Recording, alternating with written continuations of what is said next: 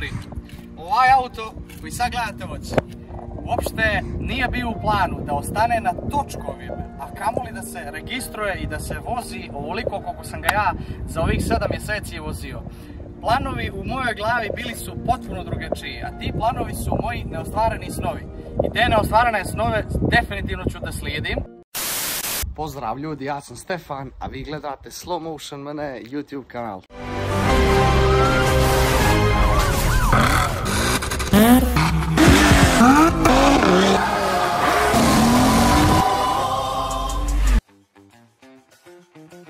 Što sam ja sinoć sanjao ka stojim pored auta i svađam se sam sa sobom. Čekaj, li se to desilo ili...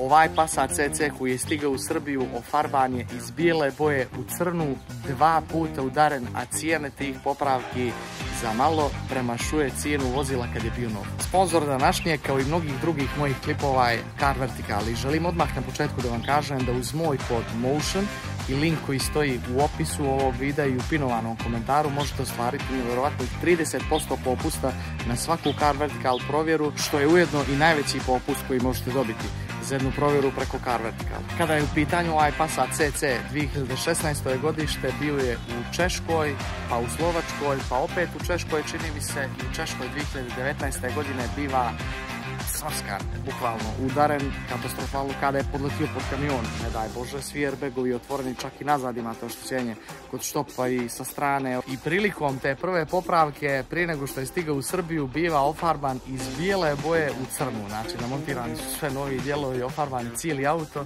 i tako je prodat i tako je došao u Srbiju. Čim je došao u Srbiju, to je samo par mjeseci nakon ovog prvog velikog udesa, biva i u Srbiji udaren. Evo ovdje možete vidjeti koliko je koštalo se taj auto sredi posle tih udesa. Po tome možete da provaliti da auto nije bio cupnut samo branik, no je bio nagrađen. Ali eto, i takvih auta ima na oglasu i da se vama ne bi desilo da slučajno dođete u posjed ovakvog auta i da s njega date masu para. Šta drugo da vam kažem, sam da provjerite vaš auto preko mog koda MOTION i linke koji stoji u opisu ili u pinovanom komentaru i ostvarite 30% popusta na Car Vertical provjeru i nastavljamo sad se video. Plan je bio da se ovaj auto rasparča u dijelove i da se samo od njega uzme ono što se nalazi pod kaubom, a to je moj motor iz snova OM606 300 turbo dizel koji bi se kasnije upotrijebio za najjači dizel projekat mogući, 190 super turbo od 500 konjskih snaga. Ali to se nije desilo. Sjutro ujutru, nakon kupovine ovog auta prije 7 mjeseci, ustao sam, probudio sam se, ugledao sam ga, iako tada nije bio nešto možda prebajno stanju, falilo mu je mnogo stvari. Evo ga opran, sređen, gume namazane, felne ofarbane, kočiovi ofarbane, ispoliran. Sad ovaj auto stvarno izgleda onako kako treba da izgleda. I da znate, danas je tako lijep dan da definitivno moramo se malo provozati. Ali kad sam ga pogledao, razmišljam zašto ja ne bih malo vozio ovaj auto, sredio ga jer opet ovo je fabrički auto sa 300 turbo dizel motorom i nekako u meni se probudio taj mirag da probam to što je fabrika iznjedrila i da ga možda malo pojačam. Kroz nekoliko narednih mjeseci ovaj auto je prošao jedan boga mi ozbiljan tuning i postao je prava zvir.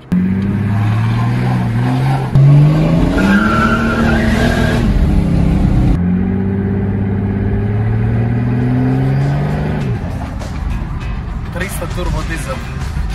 Svaki put kad mu čujem zvuk, prisjetim se toga da je posjedovanje auta s ovim motorom za mene bio svojevrsna vrsta sna. I u momentima kad ovo imam, kad ovo posjedujem, trudim se da to ne zaboravim da bi postao srećan.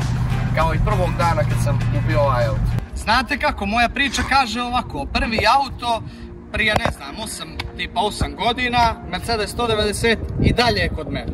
Onda generalno mi šestovići smo takvi da naša auta volimo da njegujemo i da pazimo i da ne volimo da ih prodajemo. Tako sad ispred kuće imamo bukvalno 5-6 auta, svako ima svoj auto i svi naša kola vozimo već duži niz godina, niko ne prodaje svoj auto. Nekako sam u strahu da me i ovaj auto neće napustiti iako više nemam mjesta gdje da parkiram. Da bih napravio svoj novi projekat 190 super turbo, jednostavno nešto mora da se dogodi, neke promjene moraju da se dese, ali ja sam bio tako nekako sa ljubavlju nastrojen prema ovom autu da sam jednostavno morao da ga sredim, to mi je u krvi. I onda mi je palo na pamet zašto da ovaj auto malo ne našminkam. Ispolirali smo ga, pofarbali smo mu felne, zatamnili smo mu stakla, to je ono što vidite s polja i ono što ga je baš živnulo, a ispod haube su glavne modifikacije. Ljudi, sad pokupi ih drug Aleksu i Aleksa, sinoć sam ti sanja, brate, da sjedim tamo na jedno mjesto, pričam nešto o autu, ne mogu da se sjetim šta, i plus snimam. Mislio sam počeo da sanjam preko noći to što snimam auto, to nije to. Mislim da je vrijeme da odemo, a kad neće neki snimljivo da odemo, mislim da je mnogo lakše. Ispod haube reži zverka. OM606 bez filtera, šalim se. Evo automatski čim pogledamo, ovdje vidite jednu veliku cijevčugu Sulundar FI76 Southpaw koji je odrađen od početka do kraja. Vidite hibridnu turbinu iz turbo servisa Užice. Te dvije stvari, uključujući intercooler koji dođe ovdje ispod branika i koji se baš slabo vidi, čine glavne modifikacije koje su učinjele da ovaj sklop dođe sa 177 fabričkih konja na skoro 300 konjskih snaga i sad auto stvarno ide mnogo dobro i ne samo što ide mnogo dobro, nego se na putu stvarno sjajno ponaša, nije se do sad kvario, pravio je sitne probleme, jednom je upao menjač u safe mod, ali to smo brzo riješili dijagnostikom, tako da za sad sve ok. Ljudi, teškog srca moram vam saopštiti da ću vjerovatno morati da se oslobodim, ajde tako kažem, ovog auta. Bukvalno svaki moment koji sam proveo u sređivanju ovog auta uživao sam. I nisam samo uživao u onom momentu kad sam ostvario san i kad sam ga kupio. Uživao sam u svakom momentu sređujući ovaj auto, vozeći ga, dijeleći ga sa svojim prijateljima, dijeleći ta iskustva. I tuning je zaista bio interesantan, ali razlog zbog čega ga moram prodati je, ajde kažem, više slojan, ima ih više. Prvi je što ne mogu da parkiram više auta, koliko imam u dvorište, auto mi stoji ispred kapije. Drugi razlog su naravno financije, da bi nastavio ovu kompletnu mašineriju koju imam na svom YouTube kanalu, koja mi je definitivno i zbog vas mnogo bitnija od nekih mojih meraka.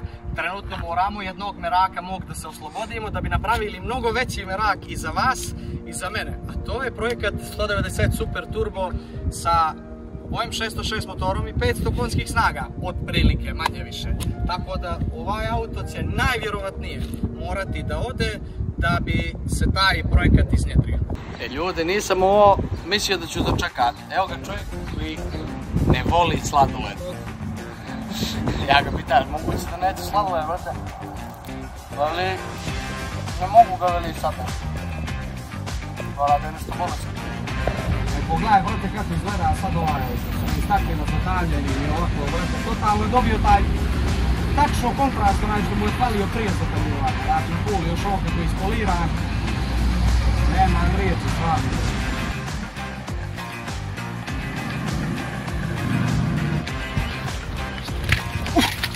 Jebem ti što me prepade. Ti mene prepade, pjesi tam.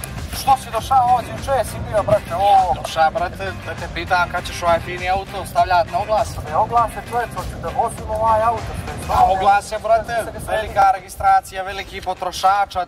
Tvoj projekat 190 Super Turbo od 500 konja čeka zbog ovoga. Ti si lud, brate, taman sredio auto i da ga prodam. Ma kak?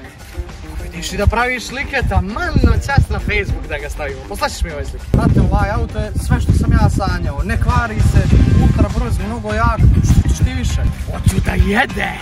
Dobro je, dok ja. Da sam zna da smo ovako ludi, ne bih dolazio. Bolje da sjedim, brate, kući, nego sad sa sobom da se svađam. Ne razumijemo ovo. Ajde, samo ćeš mi ti slike poslati da ja imam oglas da napravim. A sad kakav oglas, brate, ovo je za stranicu.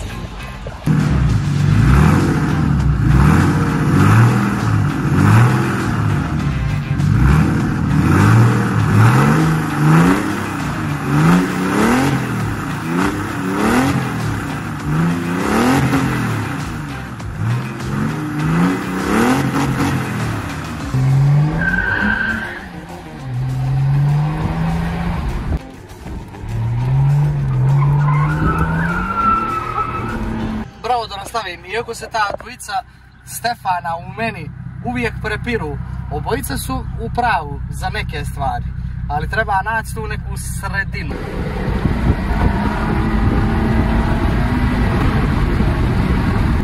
Ovo nije normalno, ljudi. Da auto od 1600 i nešto kila ima ovako dobar poticaj kako upraviti iz treće, ne iz prve, iz druge. Iz prve i druge samo pali točku.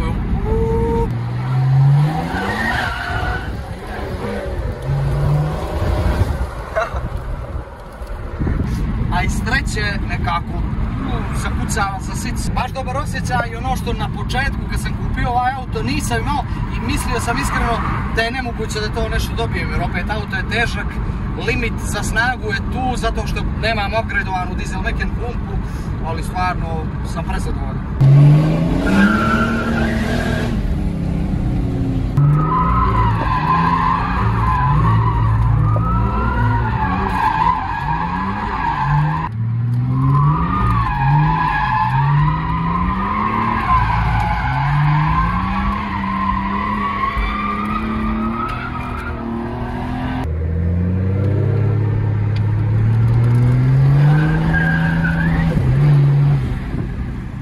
Ono što je isto interesantno, ljudi, što sam napravio, iako još uvijek nisam stavio znak koji tu treba da stoji, ali stojat će jako brzo, već u sljedećem videu, što sam napravio od auta koji uopšte nisam toliko nešto poštovao i volio, sebi sam napravio neki, ajde da kažem, poluidealni svoj automobila, sve to zbog onoga što mu se nalazi pod kaubom.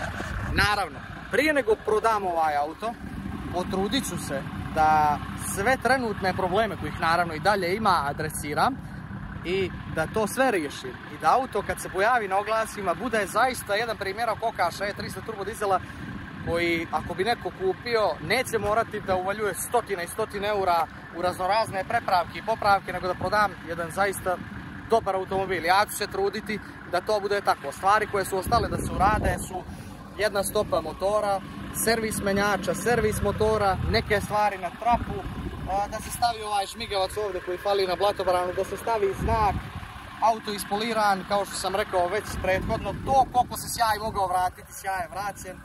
Unutra je sve završeno, auto je dubinski opran, uredan, ono što je za mene možda i najbitnija stvar od svih. Što se tiče tih mehaničkih popravki, ja mislim da je upravo to, da više nema ništa da se radi i onog momenta kad to sve bude gotovo, a ja se nadam da će to biti za nekih 15-20 dana, auto će se konačno naći na oglasima, 99%, možda će neki sad malo da me pljuju, ali to mora biti tako. Ljudi, imam jedno iznenađenje za vas. Tarananan, znak, konačno. Svi smo znali da mu to već odavno fali i sad je stvarno i definitivno izgled upotpunjen onako kako treba. Iskreno da vam kažem, kad sam postavio znak, prečudno mi je bilo prvi sat vremena jer sve vrijeme sam ovaj auto vozio i gledao bez znaka i onak sam ga stavio kao je ovo moj auto, o čemu se radi. Za kraj ovog videa, cijenu auta, kad ti izbacim na oglase, znaćete prvo vi u sljedećem videu koji će se ticati Okaša. Ne kažem da će to biti nužno baš sljedeći video, ali kad budem to izbacio, prvo ćete cijenu znati vi. Uopšte skupim hrabrosti da ga izbacim na oglase, a ono što sam htio da pitam za kraj ovog videa također, šta vi mislite o tome da mi napravimo nakon Okaša, ako izleti neki zanimljiv auto, da napravimo još jedan ovako projekat sličan Okašu prije nego započnemo taj veliki super turbo 190 projekat. Tako da pišite mi dolje u komentarima šta mislite, da li biste željeli da gledate neki drugi auto kao projekat i koji bi to auto bio. Za ovaj video, ekipo, mislim da ga je bilo sasvim dosta, nadam se ste uživali, a mi se gledamo u sljedećem videu. Pozdravlja vas i voli Stefan Šestović. Ćao!